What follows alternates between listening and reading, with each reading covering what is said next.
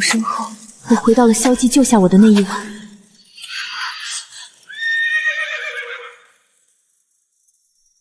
除了你，家中可还有活口？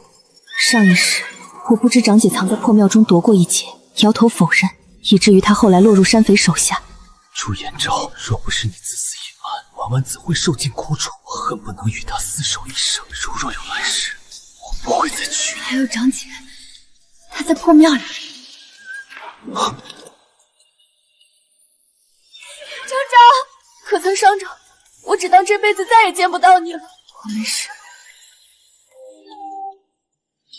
夜间路中，别动手。原来如此，为何这一世他到这里晚了一刻钟？因为他冥冥中也在寻找。这位是锦衣卫指挥使萧寂萧大人，他又是曾来过家里的。此处不是说话的地方，我带你们回京。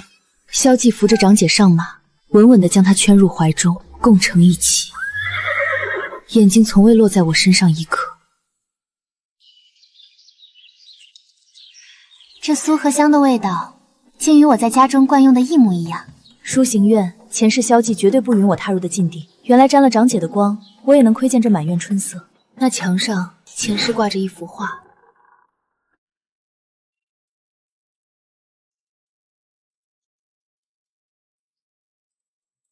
谁准你进来的？我说过，没有我的命令，你这辈子都不准踏足这里。只是萧寂向来脸硬心狠，冬日里连着3天都不肯给炭火，屋内寒风刺骨，双膝受闪，针扎般刺痛男人。好冷，能不能多留一会儿？祝家是清流之家，怎么会养出你这种的女儿？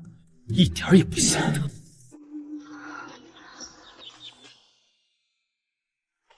婉婉，可还有要添置的？若是不满意，我吩咐人去办。大人抬爱，我没什么缺的，这里的安排我很喜欢。昭昭呢？你可缺什么？多谢大人。没有，前世我听到最多的就是他这样的笑，冰凉。如今，我只想离他越远越好。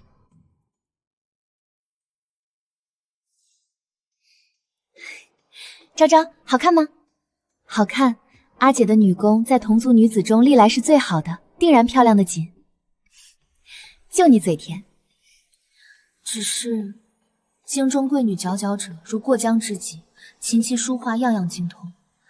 我这点微末伎俩，不知萧大人喜不喜欢？会的，怎么会不喜欢呢？前世就是这样。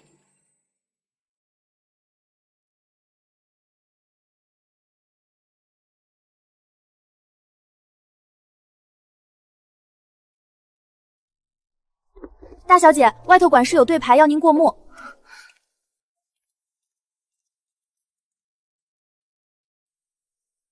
如若我也能绣成这般就好，到时会不会也有人对我好？我以为是长姐回来，递出香囊。祝颜昭，你又想耍什么手段？你就那么贱？眼看着婉婉在此，还想恬不知耻的耍这些花样，想爬我的床？我不可能会娶你，你最好趁早死了这条心。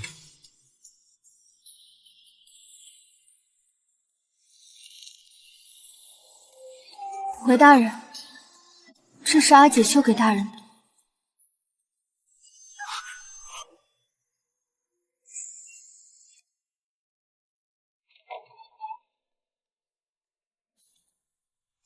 萧大人，你来了。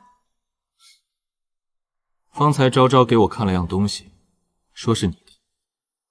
叨扰大人许久，小女无以为报。好在绣工还看得过眼，所以只有尽微薄之力报答大人。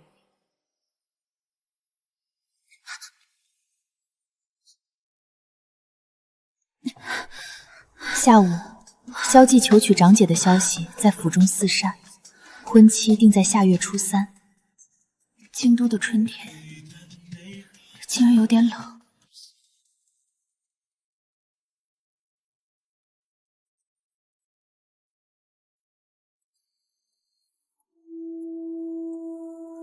昭昭，我家人你高兴吗？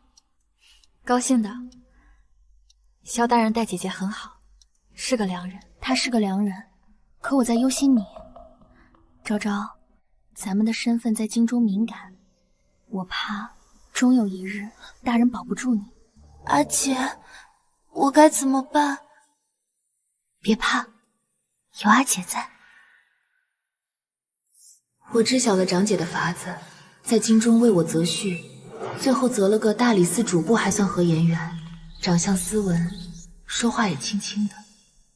崔公子斯文温和，还送了我个竹篮兔子，我做些枣泥糕钱当回礼，只要能离开萧府，嫁谁都好。萧大人，这是什么？祝延昭，你是真的不怕死啊？这是送给长姐和崔公子的，大人若要吃，可吩咐小厨房做些。崔公子是谁？是我给昭昭相看的人家。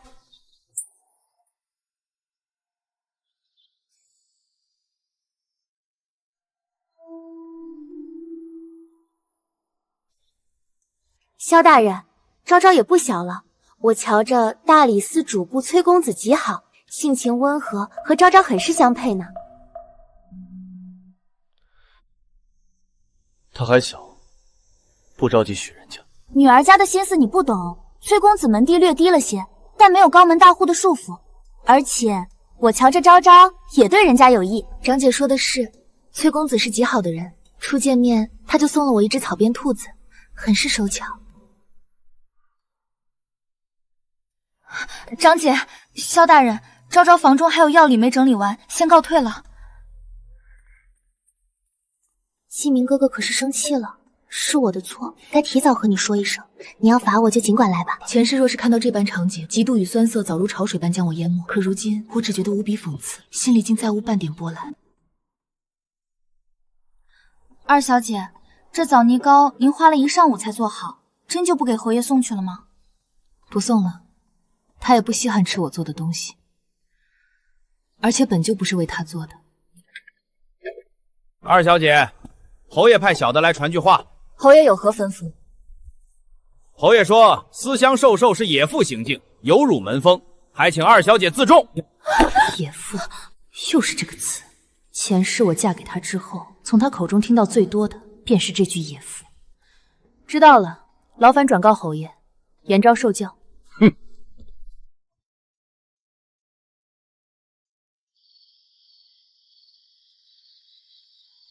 祝延昭，你蠢到家了！你父亲是如何教的你？怎么偏偏把你教成这副上不得台面的样子？如若不是看在父亲的面子，他前世根本就不会娶我。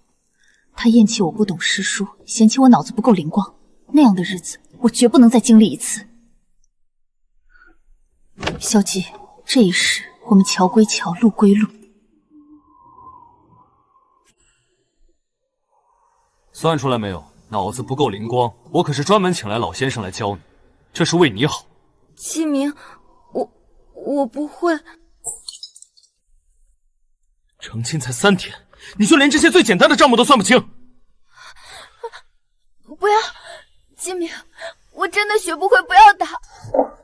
朱延昭，重新说，你学不学得会？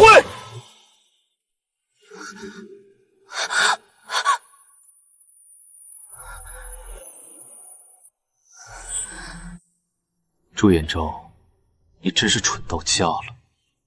你父亲生前自诩清流，怎么偏偏把你教成这副唯唯诺诺的样子？只要你乖乖听话，我会护着你。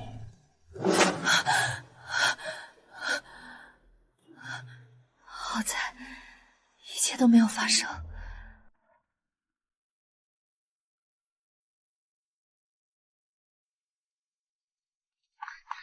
二小姐，崔公子又托人送东西进来了。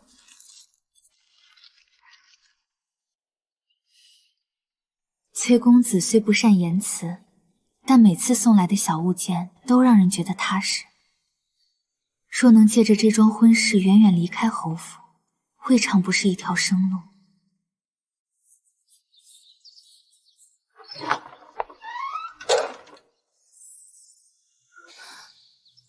二小姐，出事了！何事如此惊慌？外面传来消息，说大理寺主簿崔公子突然被调人蜀中了。蜀中？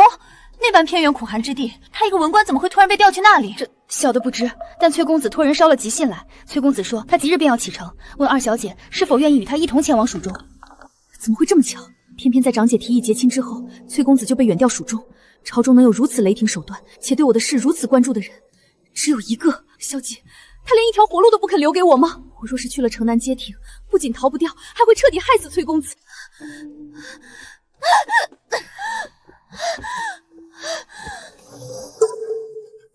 二小姐，你快瞧瞧吧，夫人不知误食了什么，突然就浑身起疹子，大夫还没请来。是过敏，早膳吃什么了？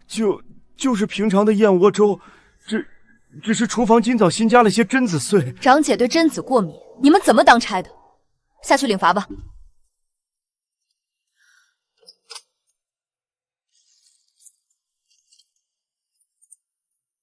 立刻去厨房熬1大锅金煎水，端过来要快。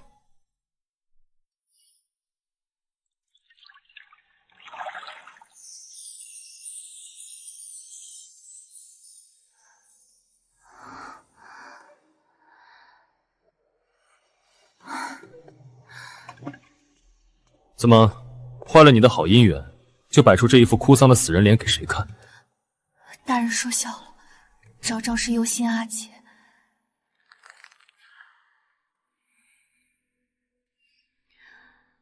我和崔公子是有缘无分罢了，怪不得旁人。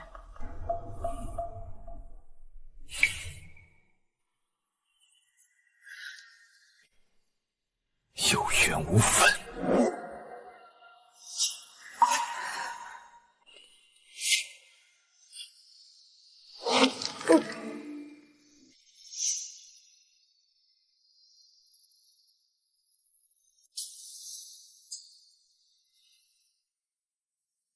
你倒是喜欢他，和梦中的场景一模一样，跟一头野兽一样。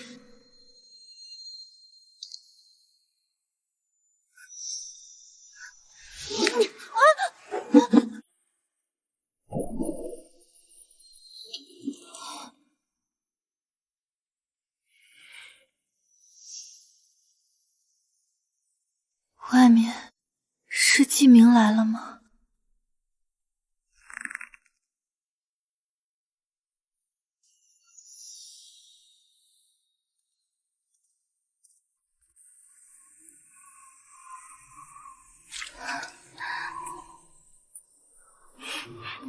又冷，又有点疼。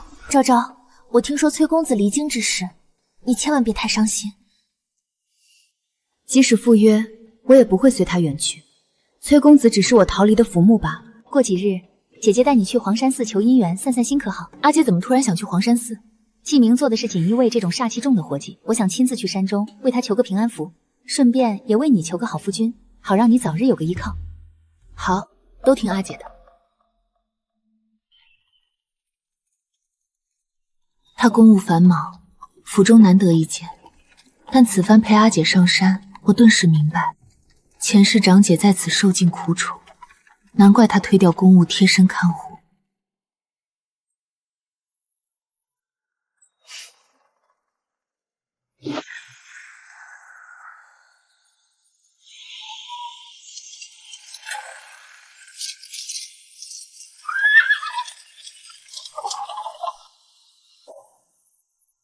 大雨太大，前路起雾看不清，山路湿滑，恐有滑坡，只能暂停等候。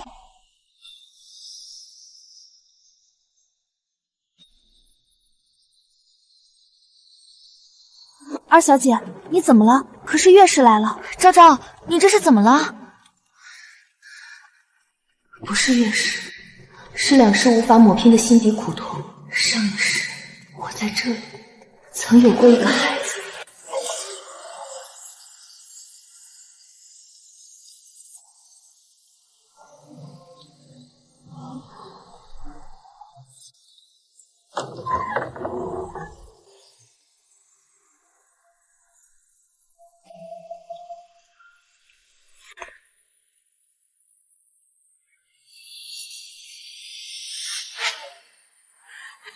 我不要你们生孩子，你也不配，都去死！阿姐，你疯了，别过来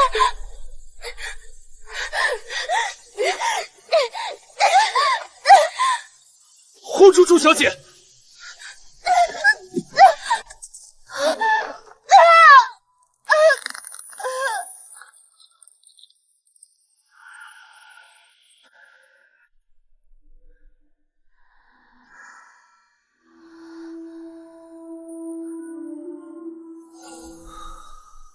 孩子没了没关系，我们还会有。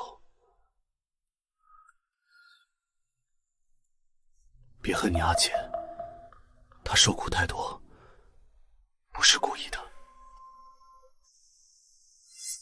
他的苦是苦，我的苦，我孩子的命又该向找谁讨？我孩子的命又该找谁讨？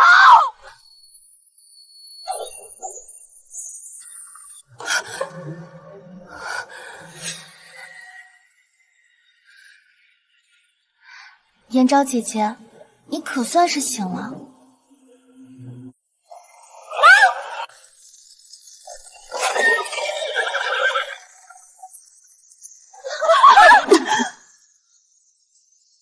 过我一世，难道终究难逃粉身碎骨吗？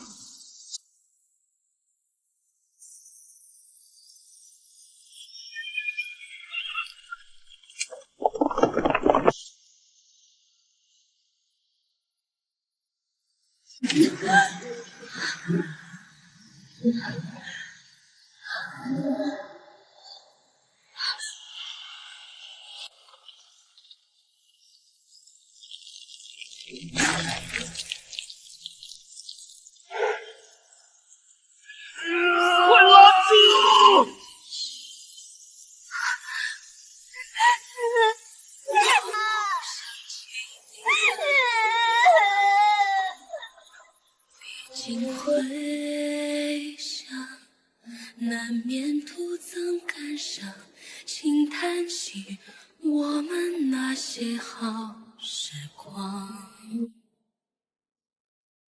也未扬繁星落眼眶，是一段柔软的光芒，清风过夜烛光，突然心伤。朱颜昭，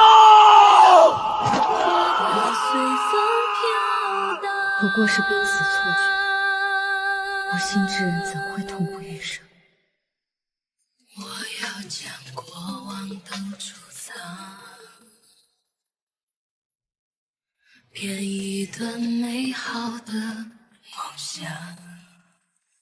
也许幻想到最后会更伤，假欢唱。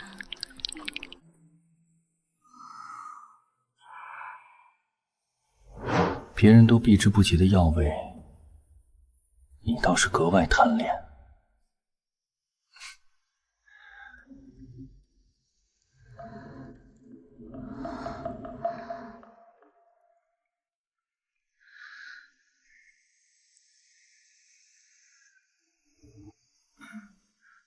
我经常痛，药味可以止痛，所以我爱闻。施主倒是通透，能将苦宠化为甘意。我运气倒是不错，从那么高的地方坠落，恰好被崖壁上的树枝缓冲，又扒着石头滚进了这个暗洞，才彻底晕死过去，竟捡回了一条命。你也不像是个寻常的和尚。哦，何出此言？寻常的和尚都在寺庙里撞钟念经，享受香火，只有被逼得走投无路的人，才会在这种鬼天气住在这深不见底的悬崖山洞里。施主说笑了，贫僧只是在苦修。大师法号是？贫僧法号真意。这点皮肉伤不算严重，只要能熬过今晚，当心别引起发热便好。若是发了高烧，在这荒郊野岭才是必死之绝。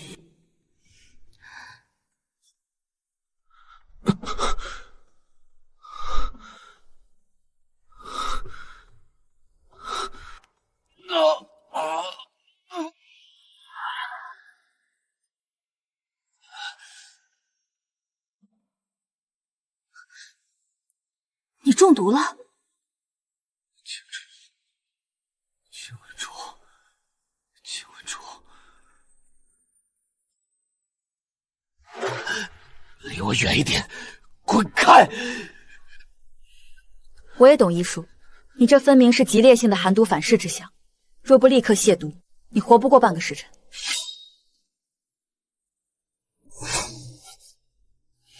你什么？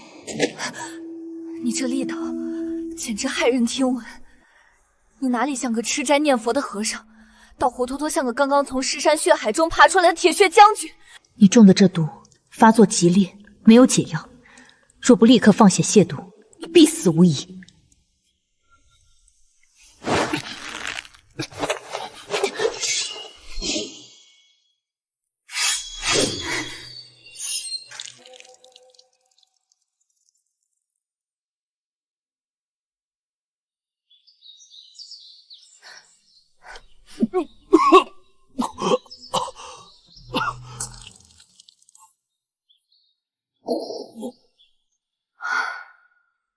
前世我也是这般拼了命去救萧寂的，只可惜那出生不仅眼盲心瞎，更是个恩将仇报的魔鬼。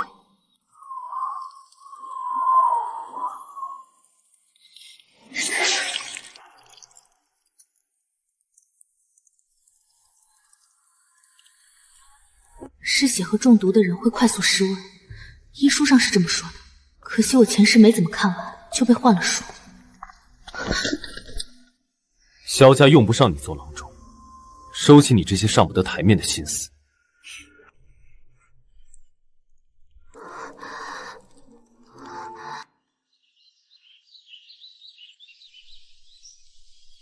施主，贫僧冒犯了。你救了我，我救了你，咱们扯平了。贫僧玷污了施主的清誉。清誉，命都没了，要清誉做什么？那你想我原谅你吗？你想我原谅你吗？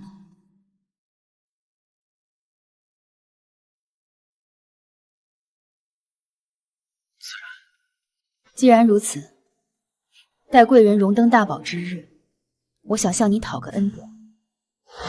你一个闺阁女子，怎会知晓我的真实身份与图谋？前世我和萧寂都是横死，死于一场席卷天下的宫变。萧寂的父母并非战死沙场，而是当今圣上畏惧萧家手握洞兵，功高震主，下了密诏，硬生生逼死的。圣上把萧寂留在京中，根本不是出于愧疚，而是为了监视。他稳居锦衣卫指挥使一职，可整个诏狱中监视他的人比关押的犯人还要多，所以他反了，被这吃人的皇权硬生生逼反了。萧寂拥护的正是眼前这位在香山寺苦修的真隐禅师，他是先帝最后一个儿子谢玉。禅师不必如此看我，我虽是深闺女子，但为了活命，总得留几个心眼。姑娘可知，妄引审出狂野，可是要诛九族的死罪。诛九族？我若怕死，昨夜就不会割腕喂血救你。姑娘好胆识。前世他们发动的宫变虽然赢了，但代价惨重。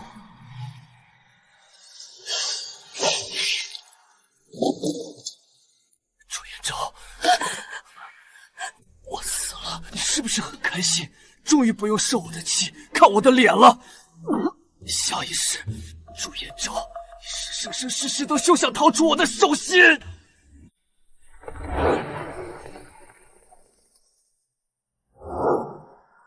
萧寂秦王护驾，赏白银10000两，黄金1000两，追封为萧王。萧寂死了，为什么我一点都开心不起来？我死在了萧寂下葬后的第3个月。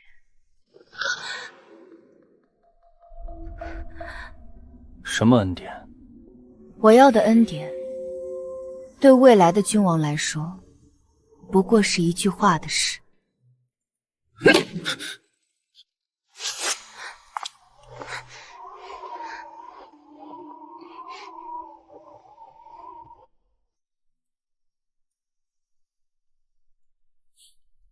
我爹是扬州水路转运使祝青山，求贵人重审扬州汛灾贪污一案，还我祝家满门清白。指挥使，这边有个山洞。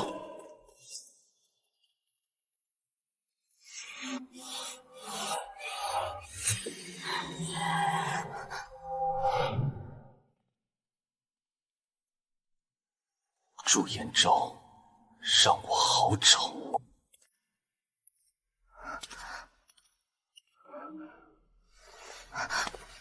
女施主，多谢你昨夜割腕救贫僧一命，此等大恩，来日必报。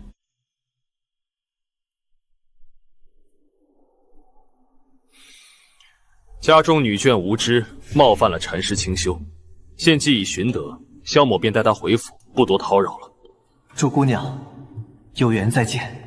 禅师，有缘再见。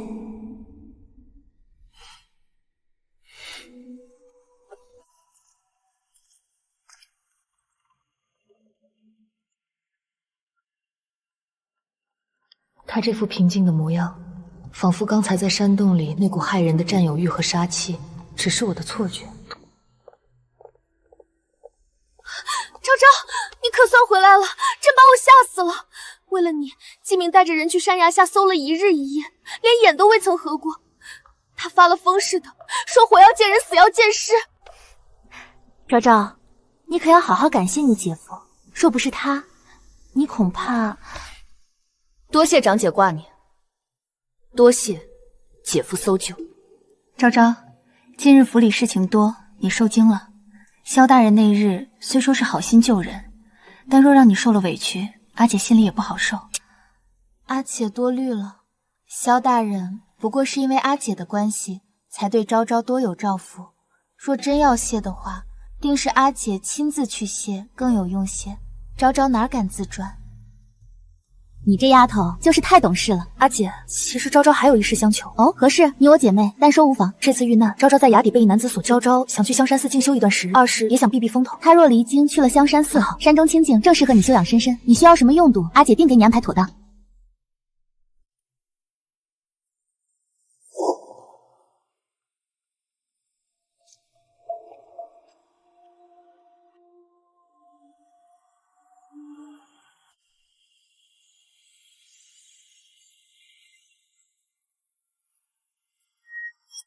去山上静修。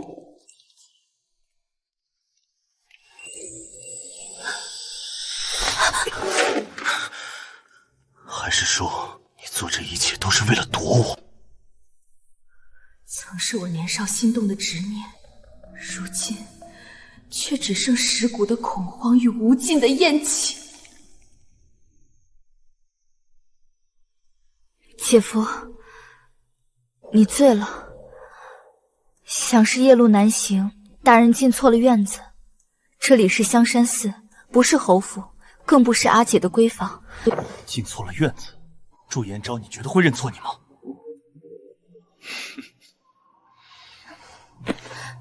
你躲到这深山老林里，就是为了不看见我？回答我！是，我不仅要躲你，我更希望此生不复相见。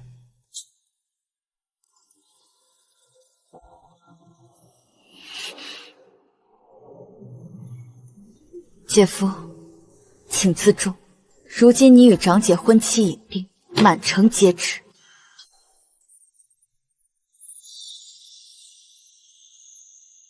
姐夫，叫的倒是顺嘴。大人与我阿姐婚约在即，大婚将近，全京城的人都在等着喝永宁侯与祝家大小姐的喜酒，成为我的姐夫是指日可待的事情。昭昭虽是一介弱女子，但也知廉耻，懂分寸。昭昭不敢僭越半分礼数，更不敢做那败坏门风、千夫所指的罪人。早已受够前世无尽折磨，今生纵使拼尽性命，也绝不重蹈覆辙。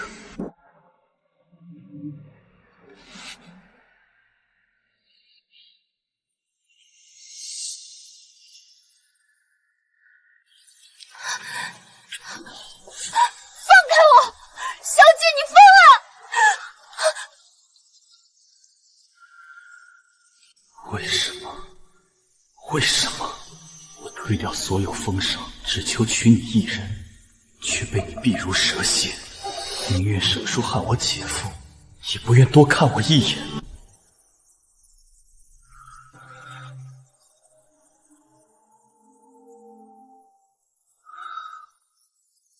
别碰我！近乎虐杀的技艺。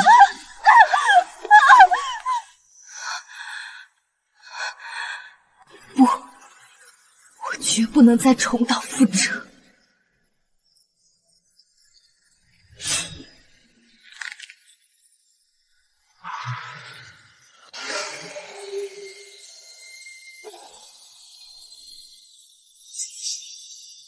只要他敢乱来，我就把这把刀送进他的心窝，大不了一命换一命。昭昭，你真狠，你真狠，你为什么要对我这么狠？你知不知道我找了你多久？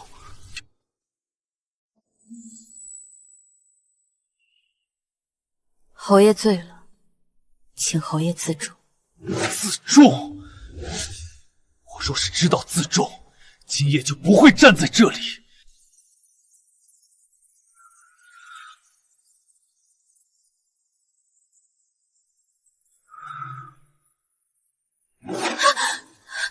别碰我！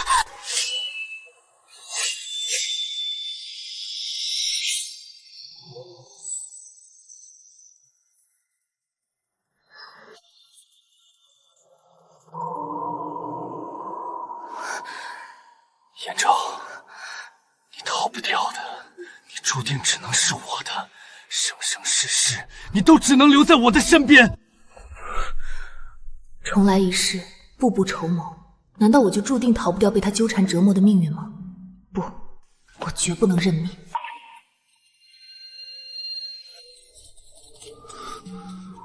你们去别处寻一寻，找找大人在哪里，千万仔细些，莫要遗漏了角落。大小姐，偏院那边连个灯火都没有，太黑了。大人尊贵之躯，应该不会去那里吧？再仔细找找。夜深露重，他身上还有战场上留下的旧伤，受不得半点寒气。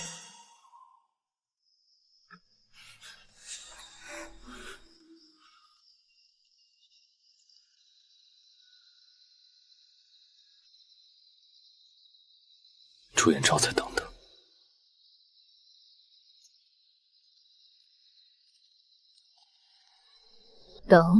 等什么？我半点也不想知道。前世那杯毒酒入后时，今生悬崖上你做出抉择时，我的心便已死透了。如今，我再也经不起你半分拉扯与辜负了。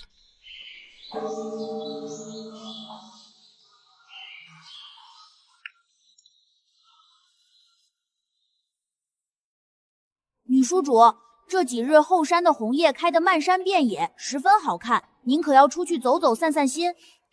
多谢小师傅好意，我在这房里静心简洗衣礼便好，不愿沾染外面的喧嚣。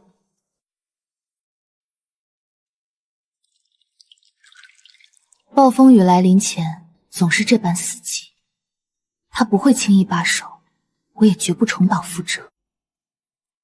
我再清楚不过，萧寂从来不会做无意义的事。他的消失绝不是放手，而是蛰伏，是伺机而动，是筹谋一场颠覆天下的杀局。听说了吗？京城出大事了，九门全封，一只飞鸟都飞不出去。怎么没听说？据说锦衣卫联合了三大营的重装铁骑，直接反了，直接杀进了皇宫大内，血洗了整座朝堂啊！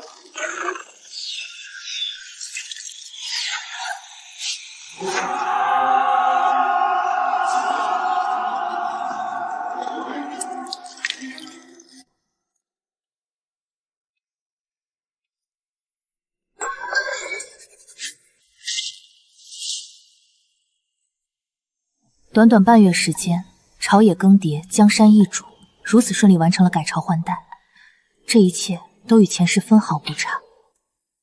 你赢了，但这盘棋才刚刚开始。唯独一点不同，前世宫变之后，萧逆功高震主，被新帝忌惮猜忌，最终落得横死胸场。可这一世，他算尽所有变数，步步为营，不仅稳稳活了下来，更手握滔天权势，站在了王朝最顶端。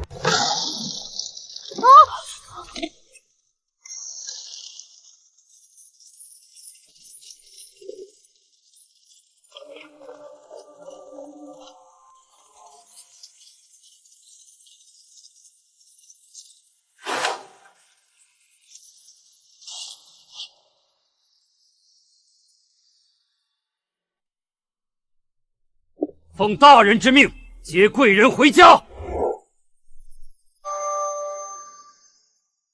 你们这阵仗是恭迎吗？是强行押归吧？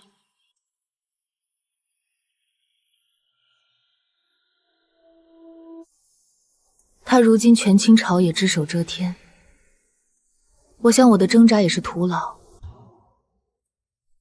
好，既然他非要布下这天罗地网强求，那我便只有坦然赴局。恭请贵人登车。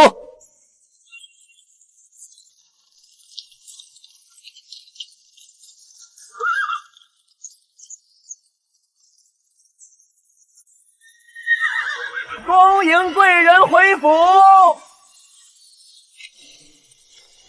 原来这就是他推翻天下、血洗朝堂，也要强行织就的囚笼。快些快些，前院的廊柱上还要挂红灯笼呢，这可是萧侯爷和大小姐大婚，千万马虎不得。是啊，萧大人如今权倾朝野，对我们大小姐又是一往情深，真是羡煞。难怪这么大阵仗。今日恰逢初一，距离萧继与长姐的大婚仅剩短短3日，前世的恩怨纠葛，终于要在这个节点彻底画上句号了吗？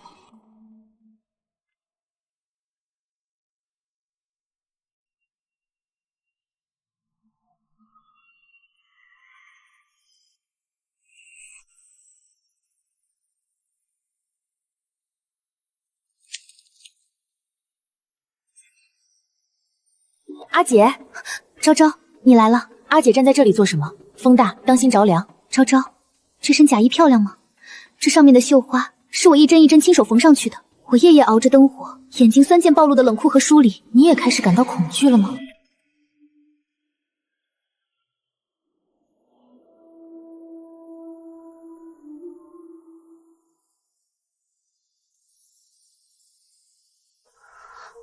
漂亮。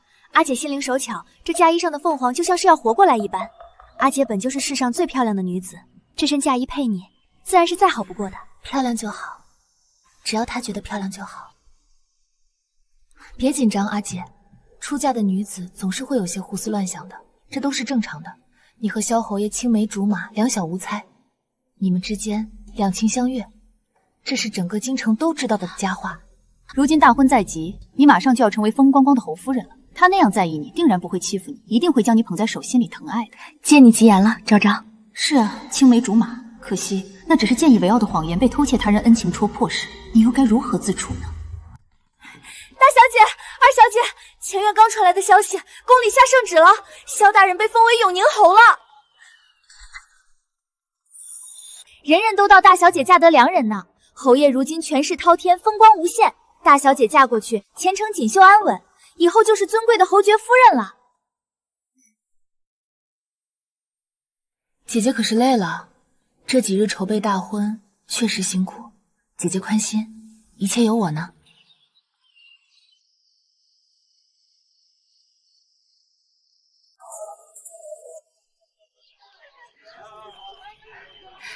姐姐今日真美。姐姐先坐着歇息片刻，我去前厅看看，帮着打理些琐事，应酬一下宾客。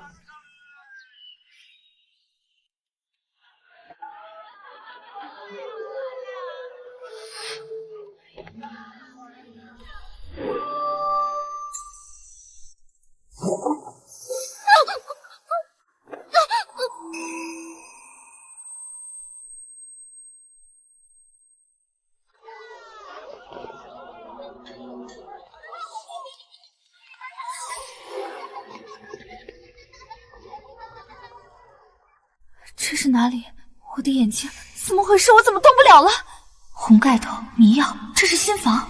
有人将我绑来了新房，是谁有这个胆子在萧静的大婚之日动手？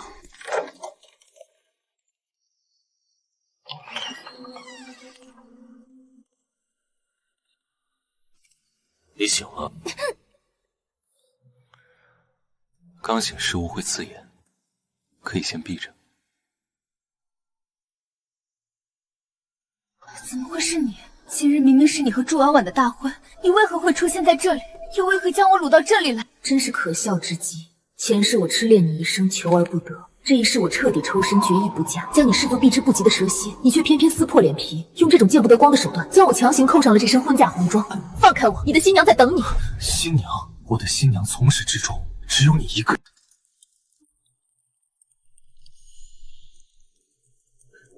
距离萧剑新喜的大婚之日还有3日，我一定要趁着这段时间逃出去。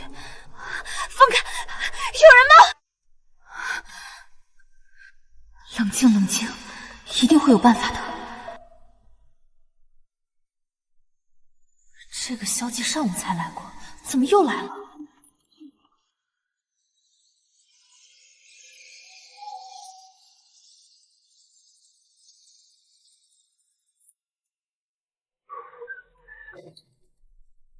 你又来做什么？上午羞辱我，羞辱的还不够吗？你竟觉得我是在羞辱你吗？我要娶你。娶我？萧指挥使莫不是宫变杀人杀昏了头，将我错认成了长姐？大婚在即，你绑我来此，将祝府的颜面置于何地？我辞了陛下的所有赏赐。你疯了！江山、封地、金银兵权，那些踩着尸山越海换来的功高怪师的封赏，我全数推辞。我不求全财，不求盛名，只求新帝赐我一个资格，一个能光明正大八抬大轿娶你的资格。拿命换来的江山大业，他竟为了我全都不要了，荒谬，简直是天大的笑话。前世我把心掏出来给他，他嫌腥；如今我对他避如蛇蝎，他却要强取豪夺。昭昭，上一世是我愚钝眼盲。你也带着前世的记忆。萧季，我给你炖了补汤。我一直以为自己不喜欢你，甚至觉得你温顺谦和，亲君上不过是趋炎附势之徒。我心生莫名怨恨，刻意冷落你，疏远你。看着你痛苦，我竟以为自己会快乐。原来我所做的一切，害怕自己会无可救药的爱上你。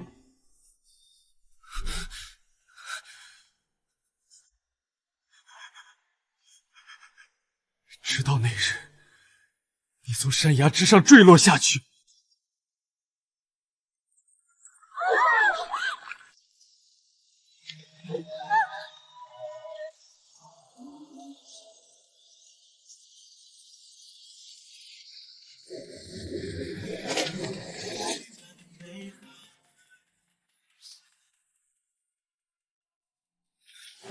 你坠入深渊的那一刻，我整个世界都空了。什么权势，什么长姐的恩情，全都没了。我像一具行尸走肉般在崖底找了你3天3夜，连指甲都挖断了。后来我在崖底找到你，我看见你细心为陛下换药，看见你对着他温柔且笑，你可知我那一刻是什么心情？你对旁人温和有礼，万般柔软，唯独对我视而不见，每一幕都让我只记得近乎发疯。我想杀了他。多么深情，多么感人啊！可惜太迟了。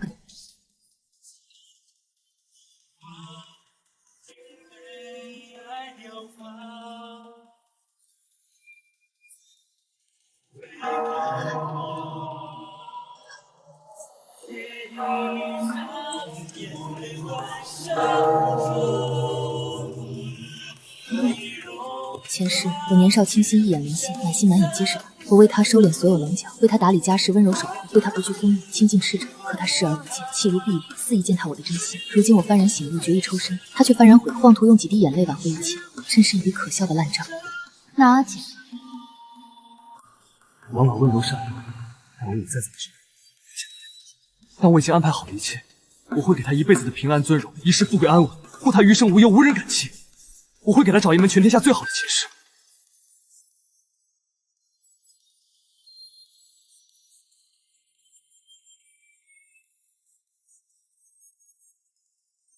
萧季，你自欺欺人够了吗？你爱的一直都是阿锦，从来都不是我。不是的，我爱的是你。婉婉她很好，是世间最温柔的女子。你不知道，幼时我父母骤然离世，我从云端跌入泥沼，孤苦无依，人人逼我如温针，厌我欺我，唯有祝家待我温和宽厚。这块肉饼是我在这世间收到的第一份温暖，也是支撑我走到现在的唯一救赎。那块莲藕肉饼的恩情我记了2辈子，婉婉是我的恩人，所以我才要护着她。但我对她只对你才是感情。你以为的白月光逆流的救赎，你记了2辈子的恩情，竟然全是偷来的。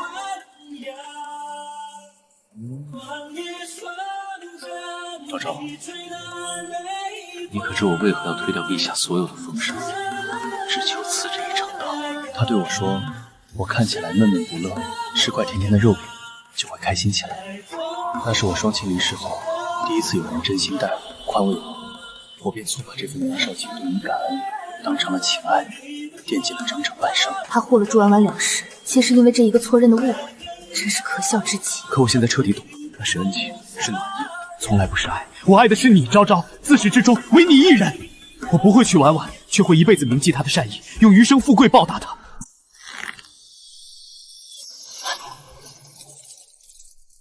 你好恶心，萧季！我不爱你，也不想嫁给你，这辈子都不想。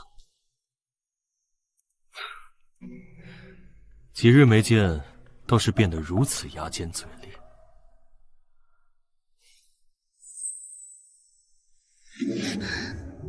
这股味道混着此刻红烛的暖香，昔日曾让我心动沉沦，让我甘愿在深夜为他掌灯熬汤。可如今，这味道只让我满心抵触，只想让他立刻去死。心杀，怪我从前辜负你，伤害你。我知道从前是我对不起你，亏欠你太多，我让你受了那么多委屈，你再怪我，我全盘接受。我们会有安稳的家，会有属于我们的孩子，余下的岁岁年年，足够我一点点弥补你所有的委屈与伤痕。还好我们还有一辈子的时间。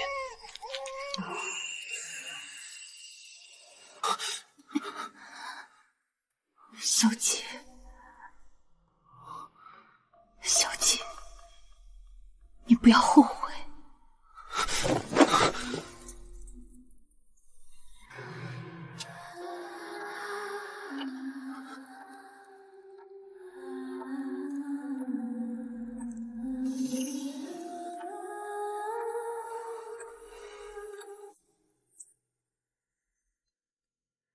这忘忧粉我已经藏了多日，你以后就忘了一切吧。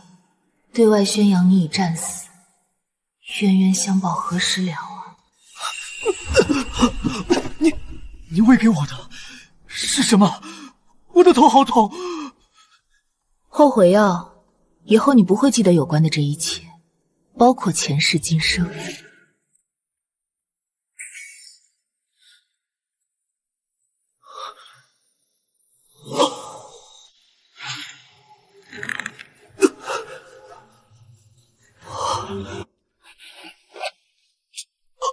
萧寂，前世你欠我的命，今日我也算收回了。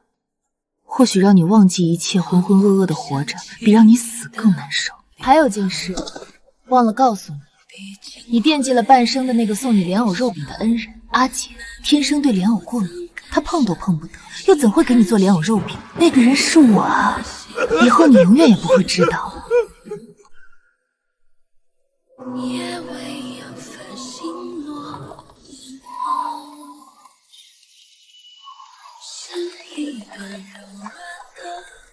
奉天承运皇帝诏曰：永宁侯萧寂平定乱世，扫清积弊，攻克克，今不幸英年早逝，朕心甚痛，特追封为一字秉天王。杜庸才，一代枭雄，竟遭前朝余孽暗算，死于大婚之日，实在可惜。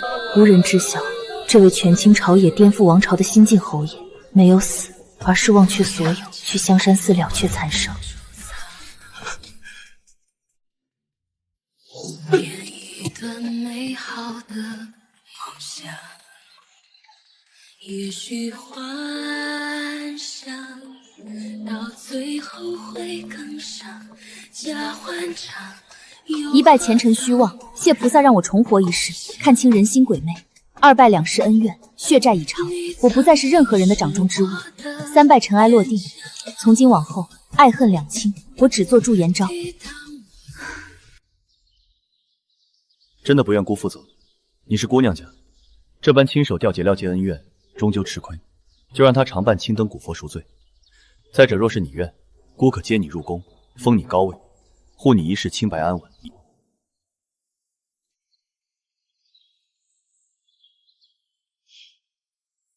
多谢陛下美意，但不必了。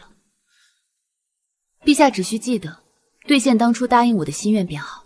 世人皆以为我只是因缘巧合救了先帝幼帝，无人知晓，在香山寺静修的那半个月里，我曾深夜孤身造访禅房，与尚且蛰伏待时的谢之定下了一场隐秘交易。深夜叨扰禅师，我有一桩生意，不知禅师想不想做？女施主说笑了，贫僧是个和尚，六根清净，不做生意。别着急拒绝，我这门生意是超度的生意。哦，超度何人？超度乱权臣，超度旧朝腐朽。好大的口气！那你想要什么回报？我自幼冬病，自学医术，深谙药理诊治。崖底那一针放血救命，禅师已然见识过。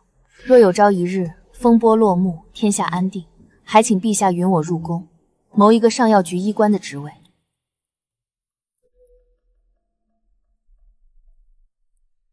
好，姑答应你。陛下金口玉言，想必不会食言。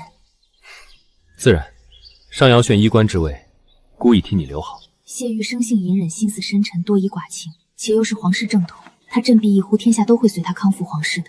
一个手握重兵、威望滔天的奸臣，于谢志而言，是登顶皇权之后最大的威胁。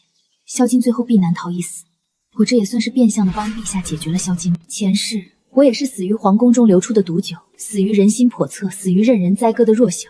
所以这一世我要入宫，我要立于权力中心，亲手摸清所有深宫隐秘。